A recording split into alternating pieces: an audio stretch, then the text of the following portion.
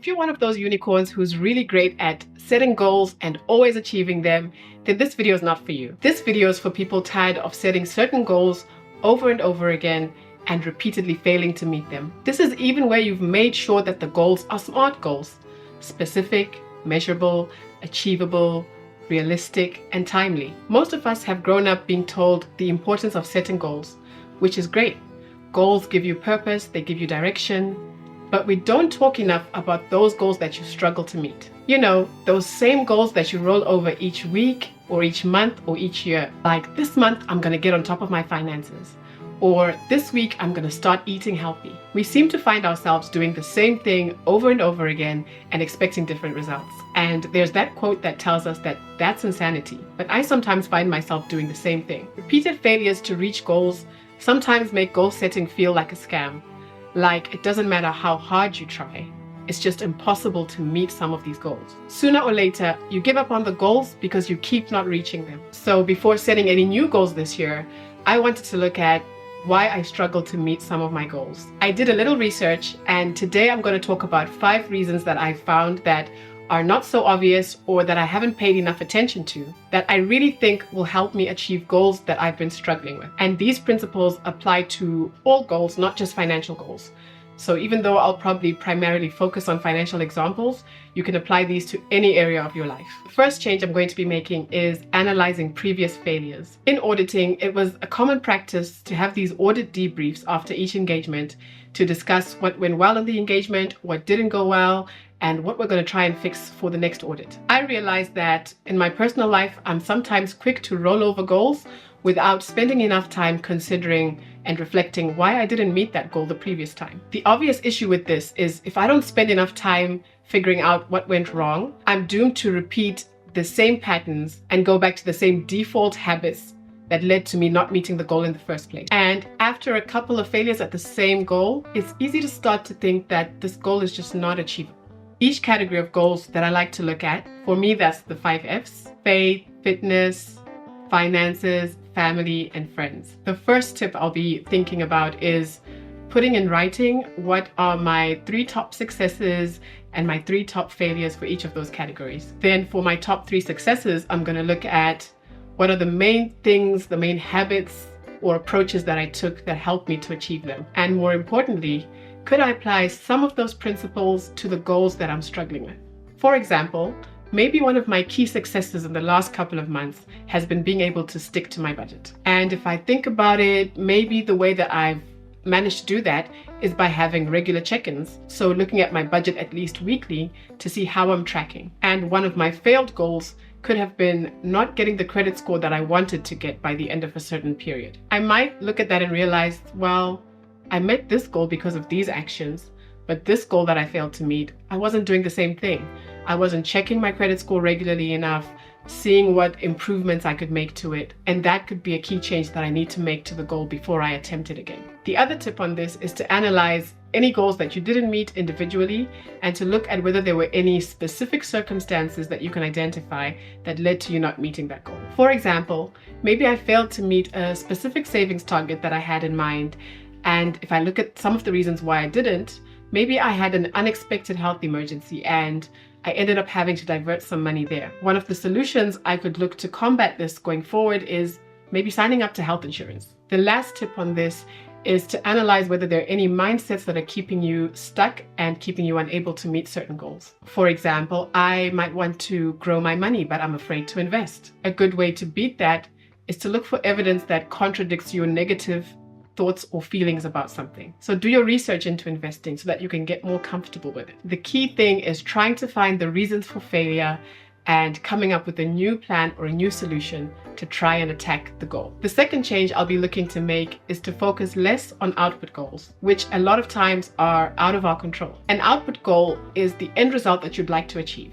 So that could be something like, I want to lose 10 kgs in 6 months, or I want my investment portfolio to be worth 50K by the end of the year. Now, output goals can be helpful because they give you a guide or something specific that you're aiming for, but there can be several issues associated with them. One of those issues is that the lack of control you have on whether you'll meet that goal exactly as you've set it can lead to frustration and demotivation, even if you've made a lot of progress along the way. You might also have increased pressure and anxiety about the goal because you've put a specific number to it. And ultimately, it could lead to you neglecting the process of learning and improving and putting overemphasis on you actually meeting that end goal. The solution is to focus on input goals. Input goals are habits or actions that you'll take which are much more within your control. Input goals focus much more on the process. So with that investment portfolio example that I mentioned earlier, I could, instead of thinking about what I would like my portfolio to grow to, which is outside of my control, choose to focus on input goals that I can influence. So I could decide to focus on making sure that I pay myself first every month, putting a certain percentage from my earnings into my investments. I could also choose to spend time weekly looking at my budget, making sure that my spending is on track, or growing my knowledge on investing and learning how to diversify my investments. Those are all things largely within my control, and if you put in the right inputs, the outputs will take care of themselves. While I may still use output goals as a North Star guideline for what I want to achieve, I'm going to place much more emphasis on the input goals and the habits and the actions that I need to perform in order to reach those goals. So I'm not going to be so married to a specific result. An approach that can help you to achieve this is using goal pyramids. A goal pyramid is a visual tool that helps break down your main dream into smaller actionable steps. At its core, it's a strategic planning framework. At the top is your ultimate goal, with medium-term goals beneath, followed by short-term goals and daily actions at the base. This method simplifies your dream into manageable tasks, making it less overwhelming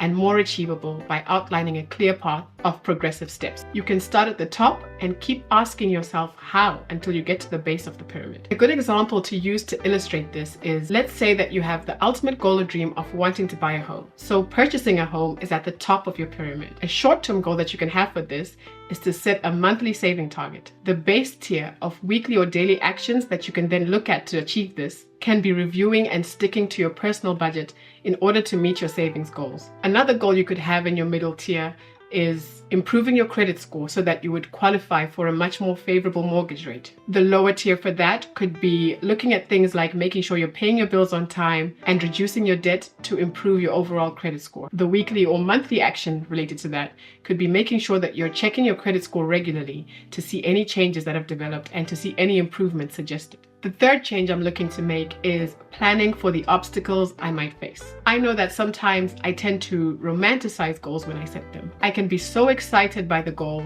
that I don't tend to think of or plan for failures. I don't always plan for the days when motivation decreases or the mood that I was in when I set the goal has long disappeared. This is an issue because when obstacles arise, which they always do, it's then much easier for me to get so overwhelmed and give up because for some crazy reason, I thought this was supposed to be a smooth ride. The solution to this is becoming more proactive and expecting obstacles. One of the people I find most motivational and inspirational is David Goggins, and he advocates for an approach that not only anticipates obstacles and challenges, but making sure that you're mentally prepared to meet them. Goggins suggests that by acknowledging that the path to any significant achievement is going to be fraught with difficulties, you can mentally condition yourself to endure and overcome those challenges. For example, if you want to start investing, one of the obstacles that you'll need to overcome and prepare for is market volatility and economic downturns. You can prepare for this by educating yourself on how to diversify your portfolio in order to minimize risk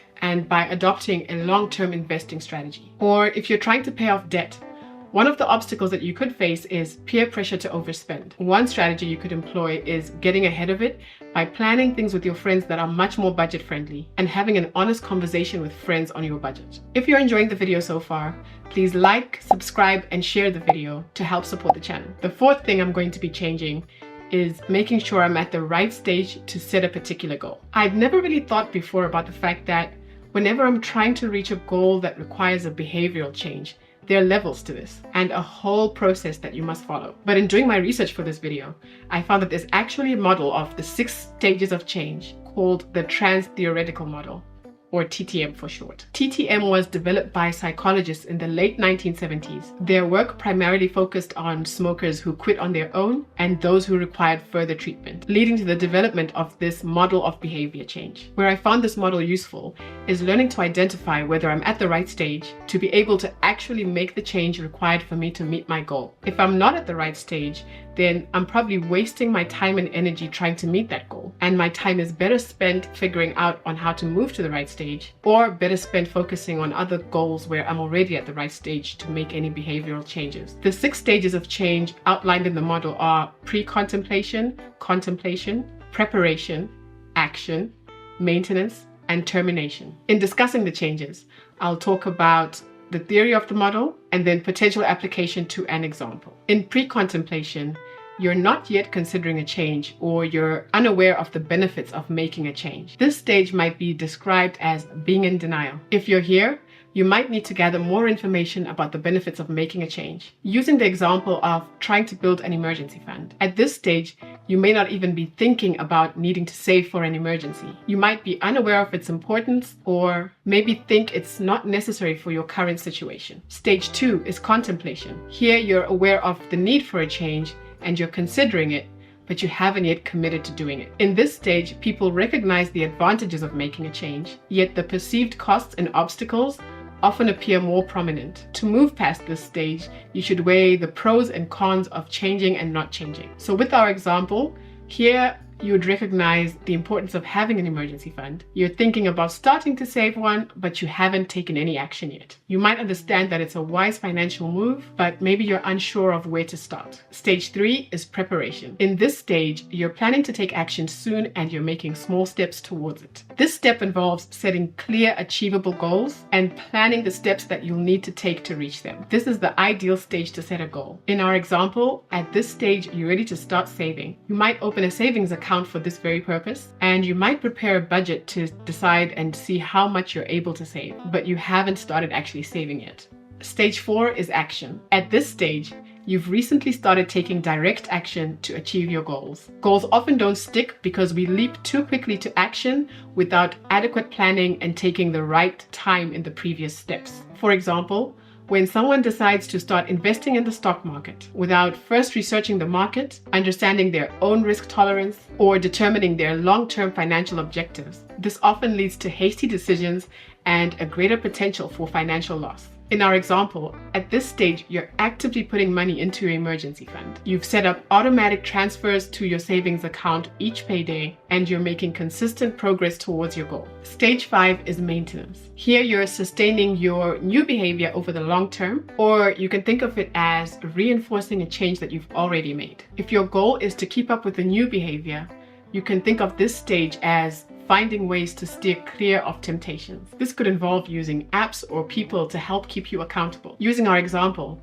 at this stage, you might have reached your emergency fund savings goal and you're now focused on maintaining it. This could mean continuing to save a small amount each month into this account, or simply finding a way to make sure that you only use those funds for a genuine emergency. Stage 6 is termination. In this final stage, people have no desire to return to their previous behaviors, and they're confident that they won't relapse. The new behavior has become so ingrained that it's now just a part of your life. In the context of the emergency fund, this stage means that you've built a robust fund and you're completely confident in your ability to maintain it without reverting to old habits of not saving. Change number 5 that I'll be making is learning to enjoy the journey. This change comes from a Harvard Business Review article that I was reading, which discusses the importance of balancing immediate and delayed gratification in achieving long-term goals. It emphasizes that while delayed gratification is crucial, immediate benefits play a significant role in maintaining persistence towards goals. The article was based on 5 studies involving 449 people, reveals that people often overestimate the influence of delayed gratification in helping them achieve their goals. For example, gym goers who found their workouts fun exercised longer than those who didn't, regardless of the fact that both groups of people knew the delayed health benefits of exercising regularly. The key takeaway is that incorporating joy and immediate rewards into goal-oriented activities can significantly enhance your persistence and success with those goals. This approach counters the traditional beliefs of focusing primarily on the long-term benefits of your goals. This is the concept Ali Abdaal also talks about in his new book, which I'm currently reading, Feel Good Productivity. The point is, if you don't enjoy something, you're more likely to spend as little time as possible doing it, even if you know that that thing is ultimately good for you. So find a way to make the actions and the habits that you need in order to reach your goals more enjoyable. And if you do that, you're more likely to not just achieve your goals, but actually supersede whatever targets you've actually set. An example of how you can incorporate fun and joy into your financial goals is if your goal is to learn to stick to your budget by reviewing it more frequently, make the atmosphere in which you do that more enjoyable. So play some music while you're doing your budget, have your favorite snack with you, or maybe even take your laptop and go and update your budget when you go to your favorite cafe down the road. You can also even do things like making your budget template more aesthetically pleasing if that makes you enjoy the process more. The point is to play around until you find what really works for you and makes doing those activities more fun. This video was longer than I wanted it to be, but hopefully you found the tips useful. I think they're great because they can be applied to all sorts of goals, and I'm really expecting to see a change in some of the goals that I've been struggling to meet. If you'd like to share some tips that I haven't talked about today on how to meet challenging goals, please leave a comment below. Thanks for watching.